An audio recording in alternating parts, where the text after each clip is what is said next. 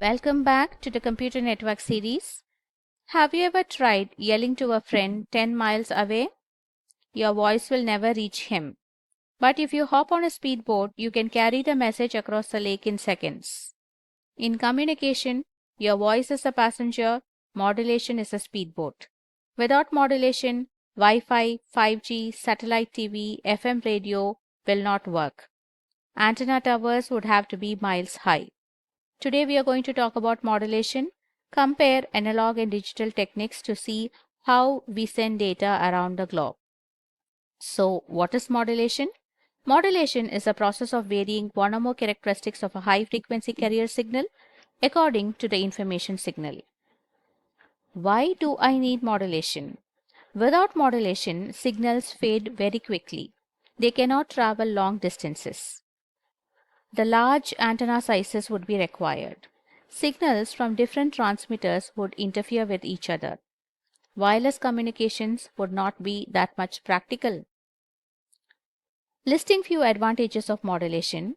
Modulation allows signals to travel vast distances, shrink antenna sizes, reduce interferences, and make efficient use of bandwidth. You can think of the message signal as a raw data. It is low frequency and contains the actual information. Example, voice, music, video, digital data, etc. The carrier signal is a high frequency wave that carries no information on its own. This acts as a transport vehicle. Understanding modulation is very important and a fundamental communication concepts to understand how a signal is carried. Transmitting a message directly without modulation is called baseband transmission, like an Ethernet cable. Transmitting it after modulation onto a high frequency carrier is passband modulation, passband transmission, like FM radio or satellite signal. Let's start with analog modulation. There are three basic types of analog modulation: amplitude modulation, frequency modulation, and phase modulation. In amplitude modulation, the amplitude of the carrier changes according to the message, while the frequency and the phase stay constant. AM is simple and low cost to implement. Applications include AM radio broadcasting, aviation communication, but it is highly sensitive to noise and offers low audio quality. So these two are important disadvantages of AM. Next on line is frequency modulation, FM. The frequency of the carrier varies with the message here, while the amplitude stays constant. Because noise mostly affects amplitude, FM has great noise immunity and superior sound quality, which is why FM radios sound crisp. Applications include FM radios, two-way radio communication.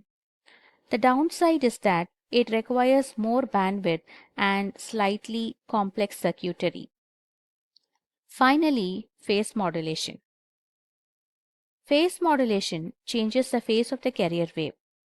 It has excellent noise immunity and is key for satellite and digital systems. To compare with, AM changes amplitude, FM changes frequency, and PM changes phase. AM is simple but noisy. FM provides high quality with higher bandwidth. PM provides strong noise immunity with higher receiver complexity. So these three are very important. This maximizes user experience and network efficiency. Done. Let's move on to digital modulation.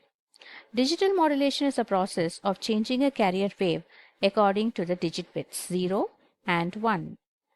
The carrier's amplitude, frequency, phase may be changed.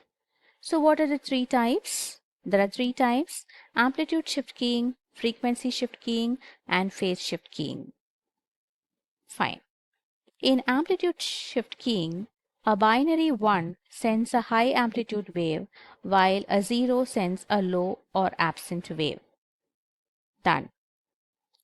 That's shown in the example. Its advantages include low cost, simple implementation. while disadvantages include poor reliability affected by noise. The major applications include optical communications, RFIDs, and infrared remote controls. Next on line is frequency shift keying. In frequency shift keying, a binary 1 is sent as a high frequency and 0 is sent as a low frequency. FSK offers better noise than ASK and is super reliable. The disadvantages include FSK requires larger bandwidth when compared to ASK. Important applications include caller IDs, fax machines, and low speed modems. Next on line is phase shift keying. In phase shift keying, the phase flips when switching bits, typically 0 degree for 1 and 180 degree for 0. Phase shift keying offers top tier noise performance and spectral efficiency, which is why it powers Wi-Fi, Bluetooth, and modern satellite communications. The major drawback of this is that it is quite complex. It requires complex circuitry. Done. Looking at the summary, ASK changes amplitude, FSK changes frequency, and PSK changes phase. Each step improves noise immunity but increases the hardware complexity. Whether it's broadcasting music over the airwaves with FM radio or transmitting billions of digital bits via Wi Fi with PSK, modulation is the backbone of all modern communications. Understanding these parameters gives you the foundation to design and optimize any wireless system. Thanks for watching. Any doubts, post it in the comment section. I'll be happy to explain. Happy learning.